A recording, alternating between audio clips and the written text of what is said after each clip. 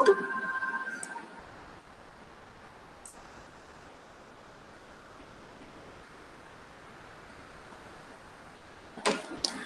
good morning, everyone. So in yesterday's class, we tried to cover different, instruments and serving techniques which were used for different kinds of forest fire applications. Now, in wildlife management and other forest applications, how these remote sensing and GIS tools are helpful, with a specific focus on few case studies of JNK district we have taken for this today's class.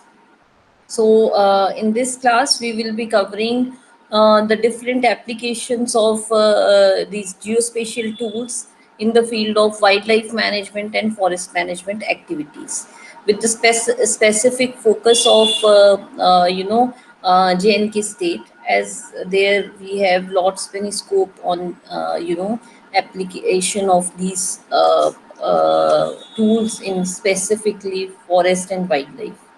So, the applications of GIS and remote sensing is for following applications. Like we can go for the area under forest and tree cover.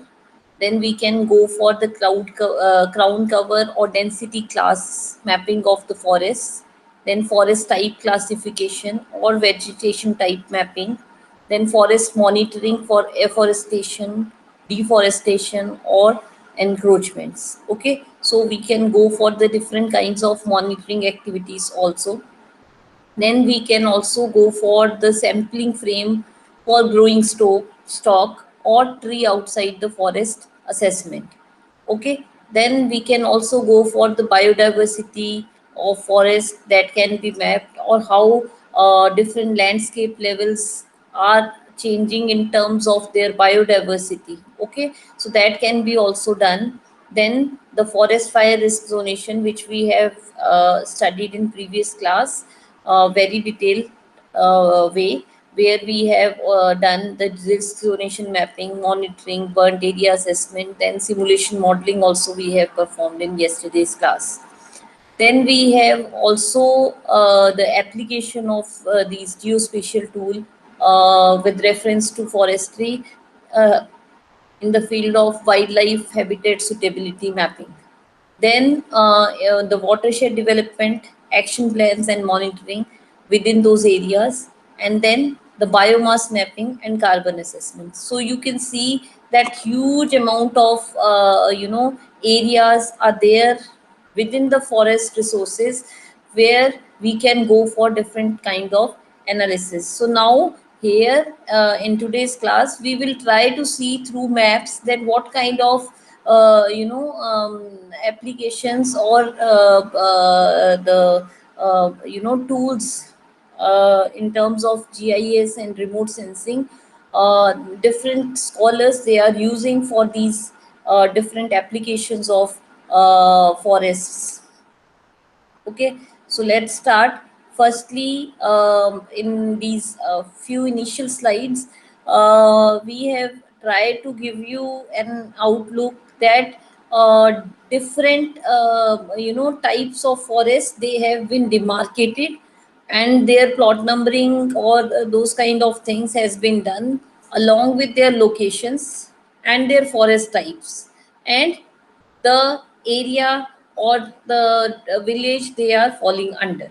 Okay, so this is a satellite image where this particular as I told you, when while we were doing that forest administrative part, how different kinds of forest administrative boundaries have been demarcated, where we have studied that the compartment is the smallest entity which can be mapped or observed while we are going through the different forest administrative boundaries. Okay, so this plot number or through this thing, we are trying to capture different forests which are specifically covers a single type of forest types. Okay, so here through this demarcation, which you can see in between this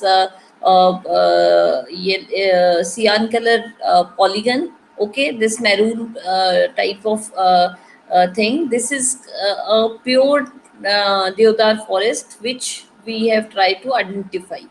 Okay, or this is the AOI, area of our interest, and this is the actual ground image of these three types.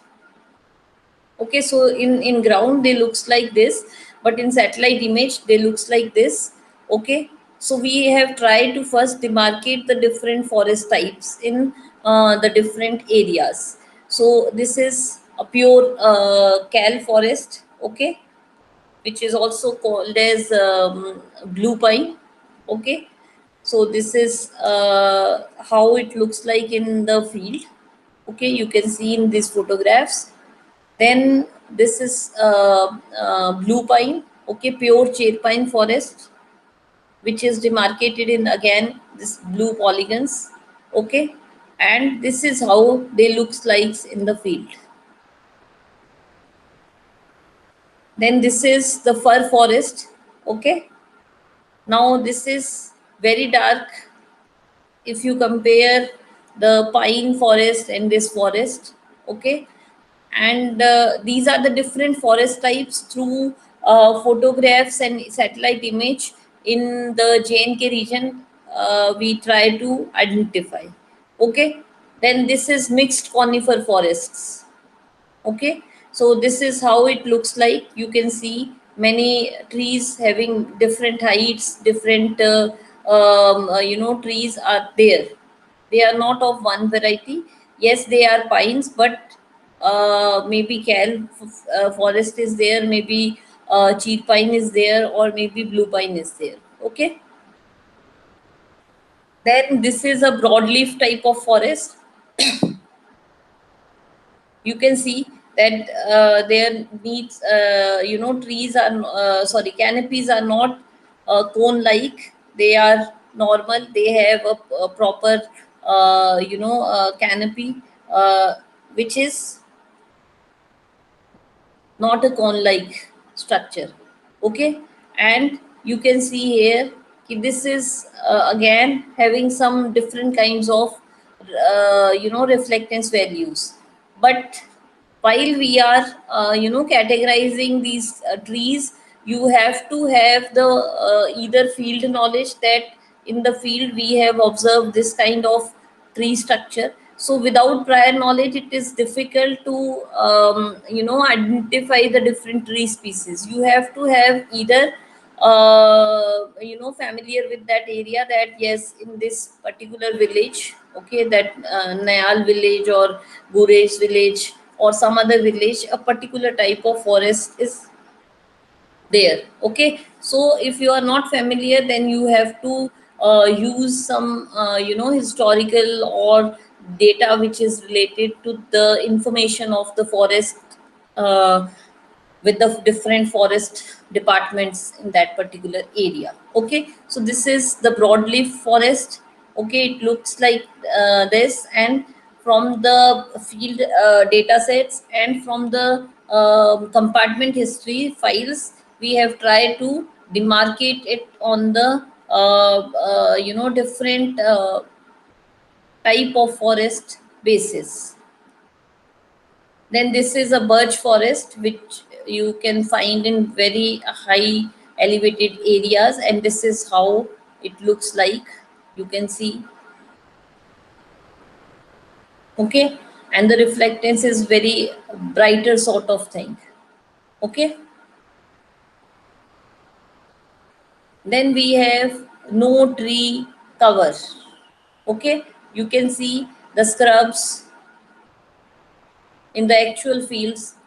Okay, you can see this small patches, blank patches. So this is how this no tree cover area, or maybe this pasture lands are look like in the image. Then this is negligent tree cover, which is not being observed. Okay, this is or you can say degraded sort of tree cover, which maybe falls under degraded sort of, and nobody cares about this. So that's why this is called as negligent tree cover areas. Okay, so it looks like this, and very haphazard kind of distribution of trees will be there. Now this is again negligent tree cover areas. Okay, it looks like this, some kind of wasteland sort of things, wherever you have some kind of scrubs or those kind of things. Okay, then we have open scrub areas. Okay, it looks like this in the satellite image, and this is the actual picture, field photograph of this kind of tree structures. And then we have the degraded sort of forest, where we have distribution of trees like this. Okay, you can see that somewhere you are finding these trees in very haphazard kind of things. So entire lower region of this Pir Panjal, lower Pir Panjal rain is witnessing this kind of degraded forested areas. This may be due to the conversion of land into some other class of land, of forest land into some other class of lands. Okay, now this is the vegetation map. Now you see here how many classes of forest they have tried to cover for this specific district, Kupawada district. Okay, so here they try to give the following classes or map the following classes: agriculture, orchards, apple orchards, then barren and for this fallow lands you find in maximum areas are under the tree cover of fir or cal or this montane forest. Okay, few areas are there which falls under this open scrub area. Okay, then some areas under this deodar also you can find here clearly, and then few areas, small orchards also you can found here. Then the moist alpine scrub here in the northern part, or in few parts of this western, you can find this kind of things. So this is how we go for the different districts vegetation and vegetation cover mapping. Okay, you can see here again the same classes. The maximum area is under different classes. You can find majority of area is covered by dry alpine scrub, then the fir forest, blue pine forest. Okay, then this open scrub and wetland little bit is also there. Okay, snow covered area is also there in these areas. Okay, so these are the different categories they try to, and cover different district of the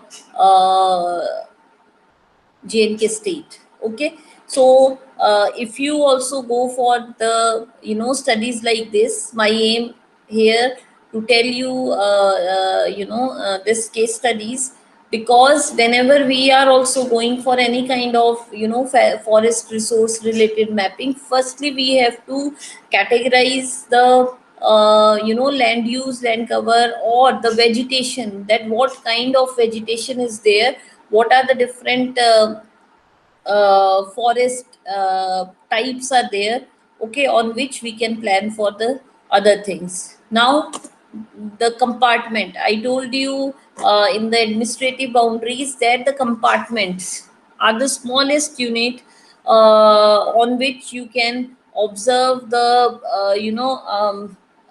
the minute information of the forested area in a particular forest areas. Okay, so here they have tried to demarcate the boundaries of different compartments which are coded as per these numbers. Okay, so there may be thousands of compartments. Now they have tried to demarcate each and every compartment's boundary, and along with that they have also tried to uh, try to incorporate all the non-spatial information about the compartments related to their slope, aspect, vegetation, height. Okay, what about their slope, aspect, elevation, etc. Okay, so district, under district, what are the different divisions are there, what are the different ranges are there, what are different blocks are there, and what are the different compartments are there. Okay, so this is the smallest unit, so that we can get more accurate and precise information about each and every forest division as well as the district. Okay, now for each and every compartment, the vegetation map was prepared at the scale of level 3. Okay, if you go through now your previous semesters of your image interpretation and classification. Okay, so there you must have studied the different levels of land use land cover classification. Okay, at level 1 we have 12 different classes, which can be further divided into level 2 and level 3. So if we are talking about level 3 classification, we are trying to give minute to minute information. That means we are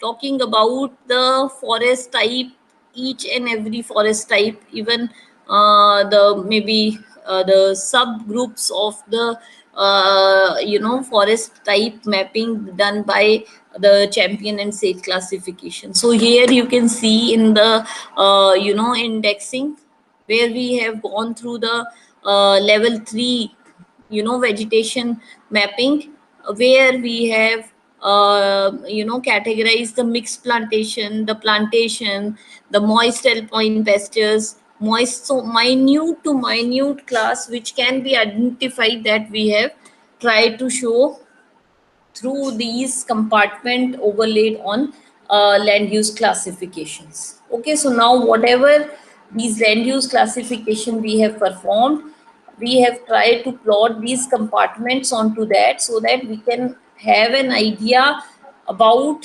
the different compartments and their land use land covers. Okay, so now I have given you a brief in the very initial classes that the ISRO, okay, IIRS, they have created a biodiversity information system. Okay, where they have one has to log in there, and we can get various informations related to the input parameters of these biodiversities. So they have done this in biodiversity system at Indian level classification of these forests at level 3. Okay, and with their distribution of boundaries at I think division level, or I think you can plot your compartments onto those informations. Okay, so this is how we can go for the base map creation using these things. And here you can see key they have the information about different places of JNK. Okay, now we have tried to map it, and then this is the drainage maps or rivers which are there, that also we can extract from there. Okay, and we can go for the classification of these roads also. We can also get the vegetation map from there. Okay, and then after that we can go for the different biodiversities in that areas, that what about the densities of those forests. Okay, whether they are highly dense, moderately dense, or they are low forestly dense areas. Okay, so that kind of biological richness also we can predict based on these density maps, which you can see here also. These areas which are shown in dark red, sorry, green color, are the very high dense forests. Which are shown in the parrot color, they are moderately sorry, highly dense forest. Then the areas which are light green, this green, this lighter green color, they are of moderately dense forest. And the area which is shown in cyan color, they are the areas which are having low densities of forest. Okay. Then the vegetation type also we can get. Then we can take a sample plot grids of different villages, and then we can plot their informations, different informations over there. Okay. Now this information tables may include the types of vegetation in a particular plot is having. Okay. So this is the sample plots which can be taken into those different compartments levels or different division levels. So whatever the requirement of your study, you can go for the plot selection as per that need. Okay. And you can also plot the information of each and every sample plot in terms of the non-spatial data sets while you are digitizing or doing it. Okay. So this is the parameters which we need for the biodiversity information system. Okay. So this is the species information also we can attach with the sample plot. Okay. How many trees of how many types of forest are there in a particular sample plot. Then the species information. Okay. Like in a particular division, different classes of their, what is their order, what is their family, species, genus, etc. Okay. So that kind of things we can add. Then we can also tell about the distribution of different forests along with their heights. Okay. Then the description of those trees, their use, what is their use, whether they are having some medicinal value, whether they are having some value which is related to the economic values of those areas. Okay. So that kind of species information we can plot into those biodiversity information systems. Okay. So after that, we can have a system where we have the information about the different layers, the basic information plotted over a system. Then by clicking on a particular area, we can have information about the particular things. We can also extract, suppose we want a specific area to be clipped out, we can put the boundaries or area of interest over here, and we can extract those information based on the different vegetation types, biological richness, or the vegetation type class, or some other information. So what is the use of this information system? We have a platform where the complete India is being mapped at different vegetation is concerned, as far as their biological richness is concerned. So as per our area of interest, we can plot our boundary or AOI over this area, and then we can extract the information. We can also measure the area of that particular AOI, ki this much area I am extracting it out, and the information about these area regarding their forest types, their richness values, and their other information related to the biodiversity can be extracted out. Okay, so this is different sample plots they have used. Now look, these are the information we can extract it out. Now these are the tools which can be used. One is the navigation, which is, if you select for navigation, you can get these kind of measurements. And then if you go for the draw AOI option, then you can plot your AOI over here, and then we can extract the information related to these things. Okay, and then after that you can clear your AOI also. So these are the different tools which can be used for the different kinds of analysis. Okay, then these are the compartment boundaries which are draped over the forest range of Pir Panjal Forest Division. Okay, so as I told you that the circle is its biggest unit and followed by the forest divisions. Okay, so here different forest divisions were extracted or mapped along with their range and compartment boundaries. Okay, so this is an image of 1994 and this is an image of 2004. So you can also go for the analysis that if you see this part, the northernmost part of the both the images, you can find that in 1994 there is a dense kind of forest. But if you see a image of 2004, here many other classes, maybe they have became a degraded sort of forest. There are lot many discrepancies here in the case of uh, uh,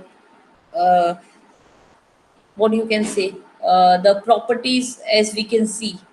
Okay, so here you can see this is completely red kind of the image, and this is having mix and merge of cyan and red color. So there other use features are existing in the same area, and that may lead to the degradation of the forest.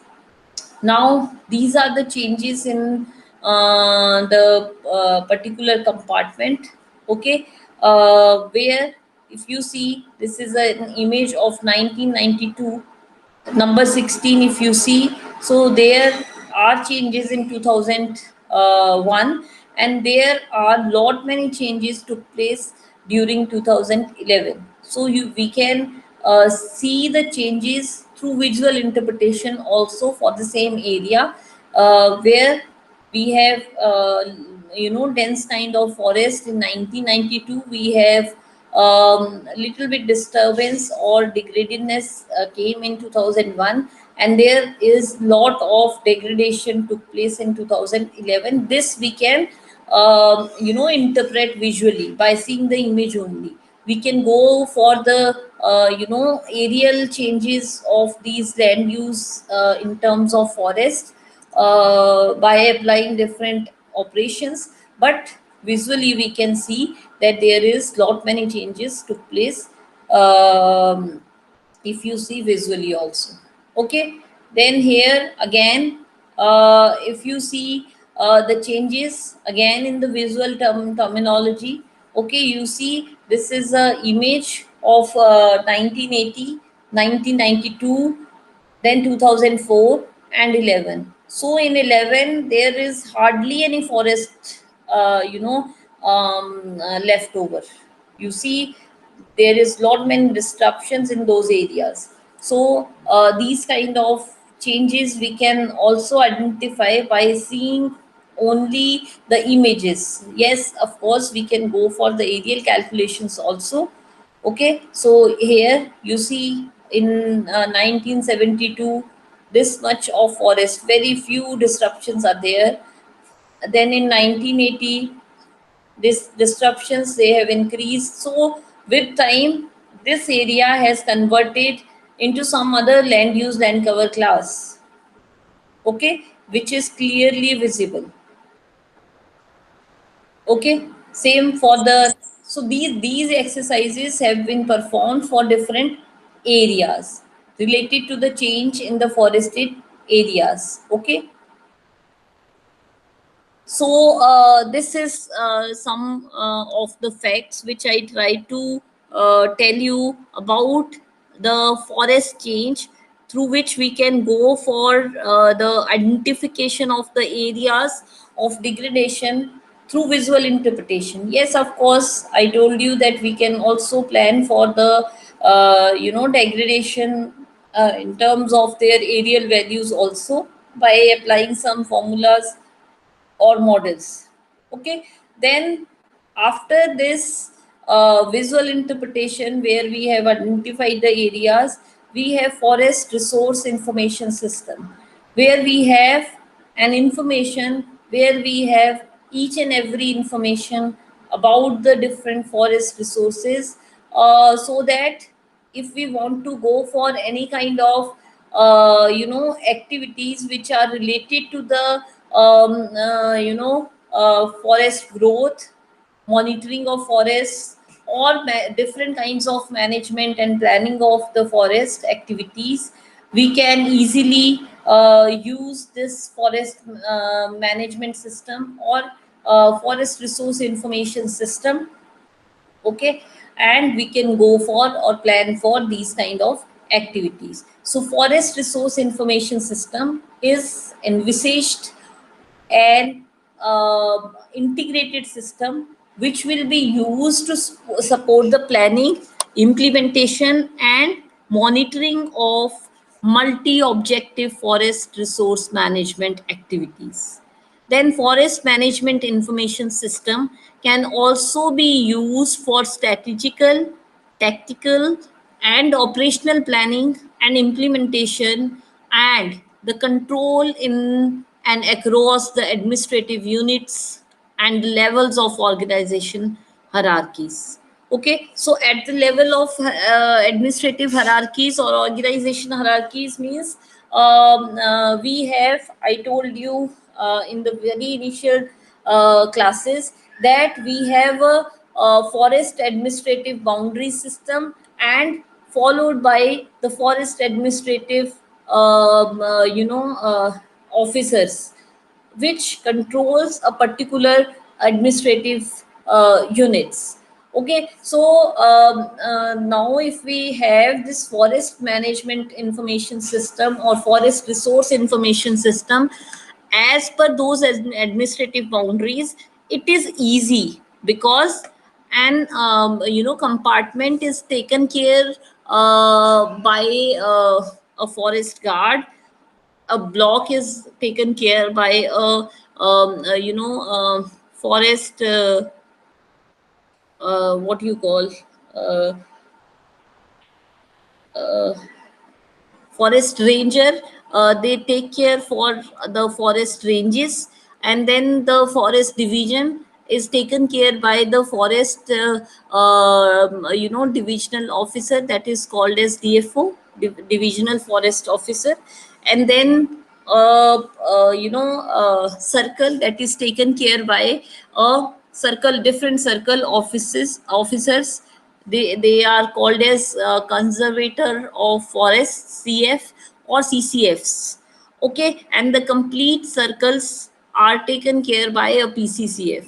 So for a circle, we have a PCCF who take care of all the circles. Okay, so suppose if we want to implement different plannings at different range level, then we will be informing those range officers. So if we have a system, uh, proper information system, which is based on different these administrative units and administrative offices level, so it is very easy to communicate and implement also. Okay, at different organizational hierarchy levels. So beside the database and the models required to support these decision making, in many programs of the department of forest resource information, is also has the ability to maintain the current forest inventories and generate the maps of specific spatially oriented data. Okay, so now these forest resource information systems, they also help to maintain different kinds of forest inventories and also come up with the spatially oriented data sets or the maps. So the forest working plan maps can be easily done with the help of these resource management systems. Then infrastructure, forest infrastructure can also be mapped, and we can have different information about the different forest infrastructures. Then we can also have an information about the forest vegetation, its types, its classification systems. And then we can also have the topographical information of that areas in terms of their topographical characteristics. And then we can customize the different requirement on the basis of all these activities. Okay, if we have a proper forest resource information system or forest management information system, we can go for the different kinds of strategical, operational, or plannings, or we can implement it in better way. So these forest resource information systems have all the information related to its divisions, ranges, its compartments, its vegetation maps, what kind of different vegetations are there. Then its topographical information related to its slope, aspect, elevation, hill shade, view shade, etc. Okay, then we can have the same information range wise also, the same information compartment wise also. Okay, and then these compartments can be overlaid with the different kinds of vegetative informations. Okay, we can have their layout with the specific point information or specific compartment related information ki what is the different locational or other values of a particular compartment, under which range that particular compartment falls. And if we need any kind of planning, so we can directly hit on that compartment and we can have all the information about that compartment which needs to be taken care. Okay, so this is how different compartments they laid over the satellite image, and then on the different height or depth, so easily we can see key in which area we have what kind of. Suppose we are talking about this compartment, so this compartment is mainly having a distribution of height from, I think, 3200 to 1900. Okay, so if you see these areas, these are having very high elevated, sorry, very low elevated areas where we have height between 177 to 1000 meters. If you see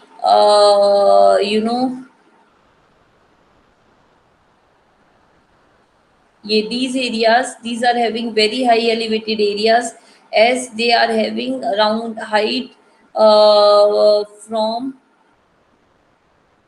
from maybe 2000 to 5000. Okay, see, by seeing this indexing of the height, then we have the slope, so we can easily identify that which compartment is having how much degree of slope.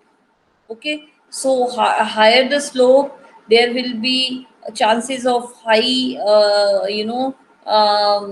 erosion, high soil degradation, or high chances of forest fire occurrences, because in high slopy areas it is very difficult to approach, and it is very difficult to what you can call the manage the fires because of the inaccessibility in those high slopy areas. So most of the areas, they fall under this 36 degree to 85 degree of slopes.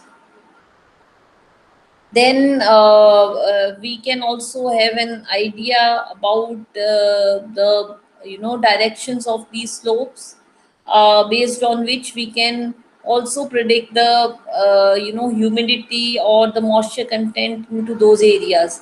As in the north we have maximum moisture content, because sun is not directly facing towards this direction. Okay, if you talk about the south and southwestern, then they are the south, sun facing directions, and they have quite less amount of humidity content with them. Then different forest infrastructure can be mapped over these compartment, based on compartment, based on ranges, based on circles. Okay, so here they have tried to plot different national park, different nature park, different wildlife, as they are the forest infrastructures. Okay, so animal enclosures, rest houses of different forest rest houses, forest checkposts, different bridges which are there inside the forested areas, which act like this thing, road network sort of things. And then these are forest depots, and then there are forest nurseries also, watchtowers from where we can see different activities of the forest fires. Basically they are being made for the forest fire watchers. As then we can have multiple layers. Okay, I told you those, that also what kind of multiple layers. It can be related to their vegetational distribution, it can be related to their topographical variations, it can be related to their drainage and all those kind of things, or roads. Then the vegetation maps can also be prepared for different national parks or wildlife sanctuaries, so that we can have an idea that what kind of activities are there into those particular infrastructures of forests.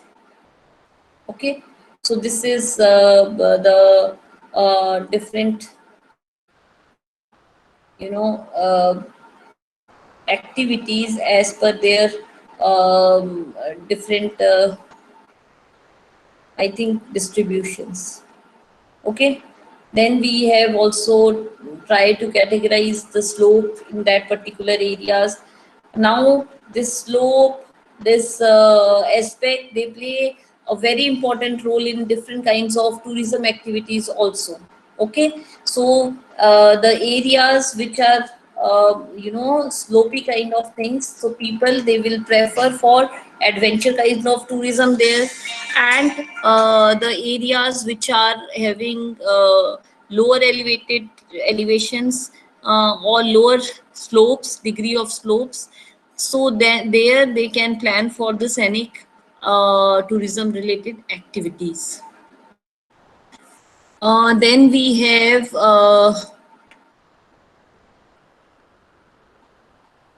this elevation map, this I have told you. Then we can also go for the proximity analysis of different this maybe rest house, maybe the different forest this other facilities. So we can go for the different kinds of proximity analysis from roads, from different other things.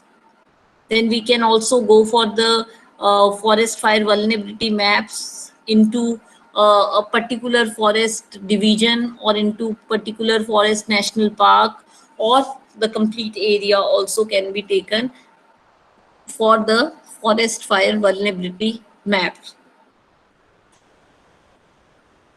So this kind of analysis we can go for, where there is a very high risk prone area, moderate, low, or no risk prone areas. So with the help of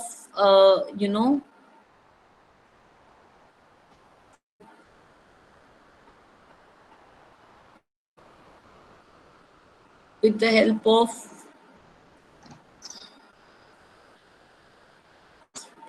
of Modis data, we can have an information about the fire incidents also. Okay, so these are some applications of remote sensing and GIS in terms of different forest activities. Okay, so with this, I'm ending today's lecture, and then we can have the other applications in the next class.